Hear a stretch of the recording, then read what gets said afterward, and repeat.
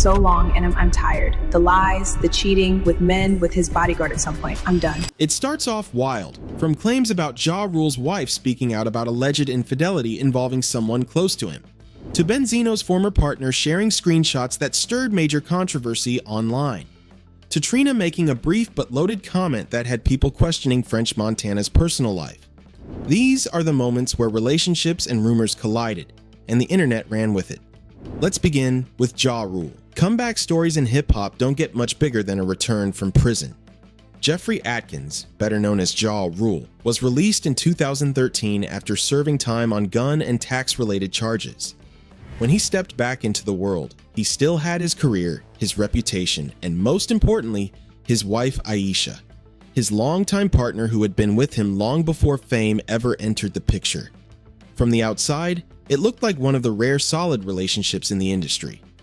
But then things took a turn online. Around the time rumors surfaced about a possible MTV project reportedly titled Married Life After Prison, alleged quotes began spreading across the internet, claiming to be from Aisha Atkins. The statements were intense and emotional, describing a relationship under serious strain and making accusations about Ja Rule's personal life, including claims of involvement with someone he met during his time behind bars, as well as speculation about a connection with his bodyguard. So long, and I'm tired. The lies, the cheating with men, with his bodyguard at some point. I'm done. The alleged statements were intense and highly detailed, the kind of claims that instantly grab attention and stop people mid-scroll. They quickly spread across gossip websites, moving at a pace even the early internet could amplify. Within just a few days, the story had taken over. One blog after another picked it up. Comment sections exploded, and at the center of it all was a man who had just come out of prison, trying to rebuild his life in the public eye. Ja Rule wasn't about to ignore it. He went straight to Twitter and shut it down completely, calling the claims fabricated lies and making it clear that he and Aisha Atkins were still together. He didn't hold back. His response was direct, emotional, and consistent. His denial was widely reported by outlets like The Independent and HuffPost. As time passed, the couple stayed married, and nothing ever surfaced to support the original claims. No interview, no recordings, no proof, nothing. What stands out in this situation is how little evidence is actually needed for a rumor to take hold online. The timing alone, a rapper returning from prison, made the story believable to many. It felt convincing on an emotional level, even without any real facts behind it. Ja Rule has repeatedly said these rumors were attempts to harm his family, and by all visible accounts, they managed to stay strong through it. Over time, the rumors would resurface now and then, often with added exaggerations, but never with any real proof. In the end, this situation reflects how easily false narratives can spread, built on anonymous sources and claims that were never actually confirmed.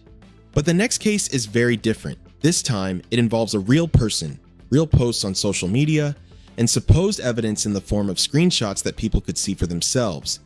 Benzino, Raymond Scott. Benzino, a former co-owner of The Source and a longtime figure in the hip-hop industry, found himself at the center of a very different kind of controversy in late 2025, this time involving someone from his personal life. Althea Hart, who shares a child with him and was once his long-term partner, took to Instagram claiming to reveal private text message screenshots. These weren't presented as rumors or speculation. Instead, she shared what she described as direct messages, allowing the public to interpret them on their own.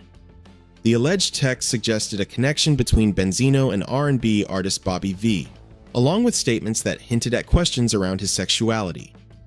Althea framed the situation as a personal betrayal, saying she chose to speak out after trying to make the relationship work. Benzino, on the other hand, responded by pushing back strongly and warning of possible legal action, calling the claims defamatory. From your knowledge, Carlos, am I gay? Well, that's the thing. I don't know you to be gay. That's why I want to, and that's been my right. So, first of all, she's not in her right mind. He didn't break down the accusations one by one, and he didn't give a detailed response to each specific claim either. Instead, his stance was simple. He believed what she did was illegal, and he planned to handle it through legal action. But regardless of whether anything actually moved forward in court, the damage had already been done online. Once something hits social media, especially in the form of screenshots, it tends to stick. The story quickly spread beyond Instagram, making its way onto major platforms like Hot 97 and Hot New Hip Hop, amplifying the conversation even further. What makes this situation different is how specific the claims were. This wasn't vague speculation. It involved named individuals and alleged direct statements, which made it much harder for people to ignore. Bobby V, who was mentioned in the situation, already had a complicated history in the public eye, adding even more fuel to the reaction. Meanwhile, Benzino has maintained the same public image for decades and has not confirmed any of the allegations made by Althea Hart. But in today's social media culture, once screenshots start circulating, they often become the main story. Responses and denials can easily get lost in the noise, while the initial impression sticks with people. If Benzino's situation centers around a former partner sharing what she claims are receipts, the story surrounding Dr. Dre comes from a completely different era, one shaped by rivalry, conflict, and one of the most intense feuds in hip-hop history. And then there's French Montana, whose case takes a different turn entirely, because sometimes saying very little can end up saying everything. French Montana. Kareem Karbouch, better known as French Montana, has one of the most subtle and carefully handled situations on this list, and that largely comes down to how Trina chose to speak about their past. The two were publicly linked around 2013 and 2014, and at the time, their relationship sparked plenty of curiosity across blogs and gossip circles. When Trina appeared on platforms like The Breakfast Club and other interviews to talk about their connection, her words stood out, not because of what she revealed, but because of how cautiously she said it. She made it clear they were never officially together. She described them as just friends. At one point, she even said she didn't want to expose him, referring to him as a different type of individual. The interview was later discussed in more detail by Karen Civil, but Trina herself didn't elaborate any further. And that silence left a lot of room for interpretation, something the internet quickly filled in on its own. When a well-known woman publicly linked to a celebrity says on a major platform that she doesn't want to expose him, it naturally raises questions. People begin to wonder what exactly is being left unsaid. That's exactly what happened here. French Montana, for his part, handled the situation calmly. He pointed to the timing of his divorce to give context to their connection and brushed off the speculation as typical celebrity gossip. Since then, he's continued to present himself the same way in both his music and public image, largely choosing not to engage with the rumors directly. Still, Trina's carefully chosen words have lingered over the years. Sometimes, what isn't said ends up creating more noise than anything that is. And in today's social media-driven world, silence can speak louder than explanation. French Montana's situation was shaped by carefully chosen words that left plenty of room for interpretation. But not every story on this list involves a partner speaking out directly. In some cases, the conversation was fueled by friends, insiders, or even the artist's own circumstances. Dr. Dre. The speculation surrounding Andre Young has been part of hip-hop history for so long that it's almost taken on a life of its own. Unlike other cases, this one doesn't start with a relationship. It traces back to one of the most intense rivalries in rap history. During the peak of the Death Row Records and Ruthless Records conflict in the 1990s, Eazy-E targeted Dre in diss tracks with highly personal and provocative accusations.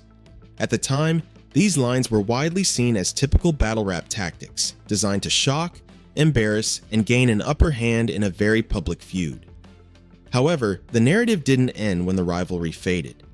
Years later, Suge Knight made a series of controversial claims in interviews, suggesting that during a confrontation involving Tupac Shakur, Dre allegedly made statements about his sexuality. These claims added a new layer to an already complex story. Over time, Suge Knight's accounts have shifted, and his reliability has often been questioned. Various individuals connected to the Death Row Circle, including Mob James and Reggie Wright Jr., have revisited the topic in interviews, helping keep the discussion alive within hip-hop culture. Still, none of these claims have been supported by concrete evidence, and none originate from a spouse or partner. What this situation ultimately highlights is how, during that era, personal accusations were frequently used as weapons in rap conflicts. These narratives were often less about truth and more about power, image, and dominance. Throughout it all, Dr. Dre has remained completely silent on the subject. His response, more than anything, has been his body of work. Decades of production, business moves, and a public image that never directly entertained the rumors. What this really highlights is that hip-hop conflicts in the 1990s were never limited to music alone. They were all-out battles where anything could be used as ammunition. In Dre's case, the narrative was shaped largely by rivals using speculation as a weapon. Lil Wayne's situation, however, took a completely different path. The conversation around him didn't come from lyrics or interviews. It came from moments that were actually caught on camera and shared with the world. When it comes to Lil Wayne, you can almost pinpoint the exact origin of the speculation because it played out publicly more than once. During the mid-2000s, at a time when Cash Money Records was dominating the industry, clips and photos began circulating that showed Wayne and Birdman sharing a kiss. The footage from shows like Rap City and various backstage moments was real and widely seen, and it left many people puzzled, especially in a genre with traditionally strict views on masculinity and male expression. It's important to understand the context. Wayne was very young when he entered Cash Money, growing up under Birdman's guidance from an early age. Their relationship has long been described as more than just business. It's been viewed as a deep mentor and father figure bond. When the topic eventually came up in public, Birdman addressed it directly during a 2021 podcast appearance. He explained that the gesture came from a place of genuine affection, saying he always saw Wayne as a son.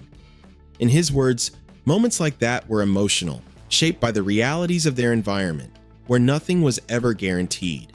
From his perspective, it was simply a father expressing love, and he made it clear he stood by it.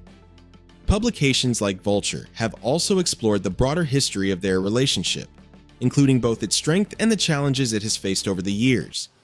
For his part, Lil Wayne has mostly dismissed the conversation entirely.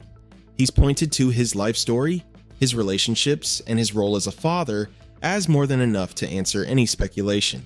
At different times, he's also made it clear that he finds it frustrating when a moment of affection between people who see each other as family gets interpreted as something else. The situation was further amplified by his evolving image over the years. His bold fashion choices, heavy jewelry, and boundary-pushing artistic persona all added fuel to how some audiences chose to view him. But at its core, this has always been about a mentor and a protege who shared a deep familial bond in a culture that hasn't always had space for that kind of expression. In the end, it comes down to real, documented moments that people interpreted in their own way.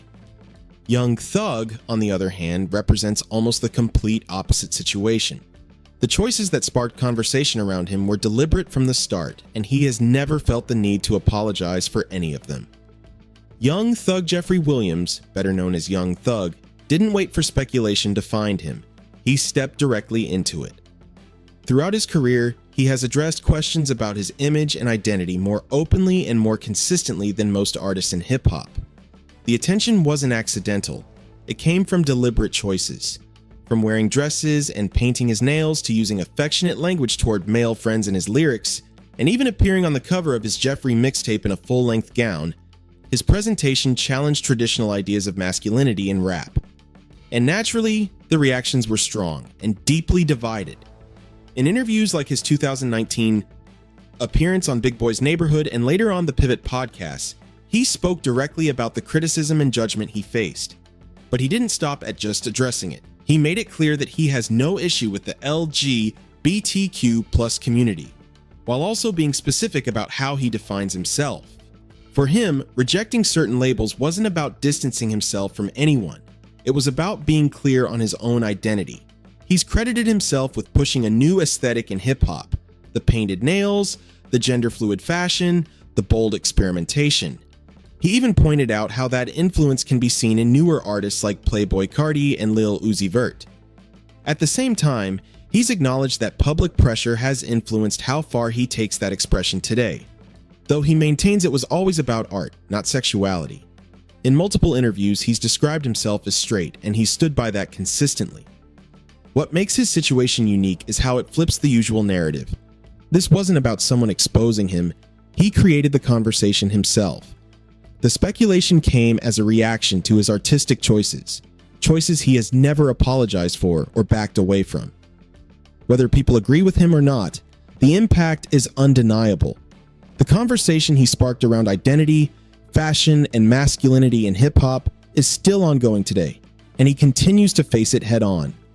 On the other side of that conversation, Birdman has been part of similar discussions for years, especially alongside Lil Wayne, but his approach to addressing it has been very different. Birdman Brian Birdman Williams has a storyline that is deeply tied to Lil Wayne's, largely because of shared footage, photos, and the widespread public debate that followed once those moments surfaced online. However, Birdman has also faced separate speculation of his own, beyond anything involving Wayne. One notable instance came in 2016, when a brief, unclear response during an interview was taken out of context and sparked further discussion, something he later seemed visibly frustrated by. During a sit-down on Hot 97, he chose to directly confront the rumors and spoke on them without avoiding the subject. You know, this gay thing and that gay thing. What do you mean? I don't understand. He was saying that you was gay. Come on, man. I'm a straight gangster, man. His explanation regarding the Wayne kiss footage has remained unchanged across every interview where it has been addressed. He has consistently maintained that both men grew up closely connected and shared a bond he describes as family-like, which in his view naturally included physical expressions of affection within their environment. He once stated, "I always looked at Wayne as my son. I'd kiss him again," emphasizing that his intentions were rooted in a paternal mindset rather than anything else. The discussion gained renewed attention during a highly public and financially damaging legal dispute between him and Lil Wayne, a breakup that unfolded very publicly and left lasting tension on both sides. In that heated atmosphere, previously overlooked footage and past moments resurfaced and were reanalyzed under a new light. Still, Birdman's stance has never shifted across appearances or platforms. In essence, his position can be summarized as, "This is how things are in our world," and he has made it clear that outside interpretation is not something he concerns himself with. He has addressed the matter repeatedly, always directly and without avoidance. In contrast, Busta Rhymes has taken a completely different path, choosing near total silence on similar rumors, an approach that, in its own way, speaks just as loudly. Busta Rhymes' Trevor Smith, known professionally as Busta Rhymes, stands out on this list for his unique response, or more accurately, his lack of one. Unlike many artists who actively confront or deny rumors, he has largely chosen silence. Speculation surrounding him has circulated since the 1990s, spreading through radio discussions, online forums, and early 2000s celebrity gossip during the Wendy Williams era, persisting over time without ever requiring solid evidence to keep it alive. Broader media discussions around hip-hop's cultural narratives and outlets like Newsweek reflect the environment in which his name often appeared. What makes Busta's case particularly notable is not just the rumors themselves, but his consistent decision not to engage with them. While other artists have addressed similar speculation through interviews, podcasts, or social media statements, Busta Rhymes has largely treated the topic as something unworthy of a response.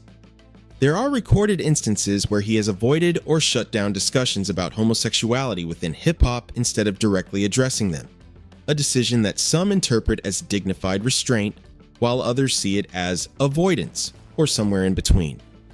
Ironically, his lack of response may be the strongest message he could send. Over the course of 3 decades, he has built one of the most respected and undeniable discographies in rap history. His public persona, shaped by intense energy, high-impact performances, and an unwavering work ethic, has remained consistent despite ongoing speculation circulating on forums and radio discussions. These rumors have lingered in the background of his career, present but never influential enough to define his legacy. From all indications, Busta Rhymes appears to have made a conscious choice not to engage, believing that responding would only amplify attention they don't deserve.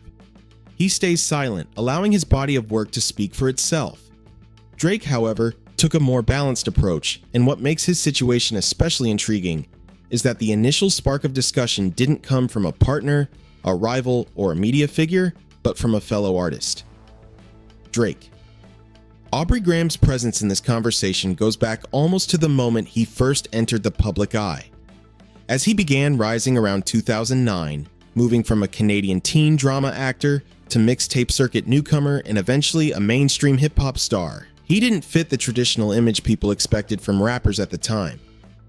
His persona was emotional, style-conscious, soft-spoken, and reflective in a way the genre hadn't really seen on that scale before. And for some observers, that difference led to speculation. During that period, Teyana Taylor once mentioned in an interview that her first impression of Drake made her assume he might be gay, based purely on his demeanor and overall vibe. It was a passing comment, not intended to spark controversy, but once it circulated online, it quickly became part of the early narrative surrounding him. It was even later referenced in media discussions as one of the more widely known, but ultimately baseless rumors in hip-hop culture. Drake himself touched indirectly on the nature of public perception and online gossip in a 2009 blog post, reflecting on how difficult it was to find role models who weren't constantly defined by outside narratives and speculation. Over the next decade and a half, Drake's career effectively answered those early questions through scale and longevity. He went on to become one of the best-selling artists in music history. The same emotional, introspective style that once made him a subject of speculation ultimately became the blueprint for a new generation of artists who followed. Today, those early rumors exist more as a cultural footnote, an example of how hip-hop once struggled to process vulnerability within masculinity, rather than anything that meaningfully shaped his legacy. In the end, the culture didn't reject what Drake represented, it simply took time to fully understand it. Drake's case began with a fellow artist's offhand remark that was quickly magnified well beyond what was originally meant. In Jay-Z's situation, the issue centers around claims that the media misrepresented statements he never actually made, eventually prompting his former mentor to step in and clarify the misunderstanding. Jay-Z. Sean Carter's name showing up in conversations like this may come as a surprise to many, but rumors have circulated around him long before he became the most successful rapper in the world. Back in the early 2000s, talk of an alleged industry gay mafia was a recurring topic within hip-hop gossip circles, and Jay-Z's name was sometimes loosely tied to those discussions alongside other influential figures in the industry. The rumors circulated across talk shows, online forums, and behind-the-scenes industry circles with a quiet but persistent momentum, enough to survive without ever needing solid proof. One of the most notable publicly recorded moments tied to this came from his former mentor, Jaz-O, who later had to step in and clarify comments that had been misrepresented by the media, turning his words into implications he never meant to make. I want to make a statement. As far as Jay-Z, I never said he was a homosexual. Jay-Z's response to the wider wave of rumors has largely been to build one of the most airtight public images in modern entertainment. A long-standing marriage to one of the most influential women in music, children, and a massive business empire spanning streaming, sports, fashion, and luxury spirits all contribute to that image. As a result, these rumors tend to linger more in old-school hip-hop conversations and internet trivia than in any serious mainstream discussion. The life and legacy he's built leaves very little space for them to take hold. In contrast, Jay-Z's narrative includes claims about a mentor whose statements were allegedly distorted by media coverage. Eric Sermon's situation is more direct, tied to a clearly identified source, and he has openly pointed to the person he believes was responsible for starting those rumors. Eric Sermon. Eric Sermon, one half of the legendary duo EPMD and a key figure in shaping the East Coast boom bap sound, has one of the most clearly traceable origins behind the rumors surrounding him. According to Sermon himself, the source of those allegations points directly to one person, Wendy Williams. He has claimed that the rumors about his sexuality began circulating after a personal fallout between them, turning a private disagreement into a public narrative that eventually spread throughout the entertainment gossip world. Sermon addressed this issue publicly in a 2012 Vlad TV interview, where he directly named Williams as the origin of the claims and firmly denied them.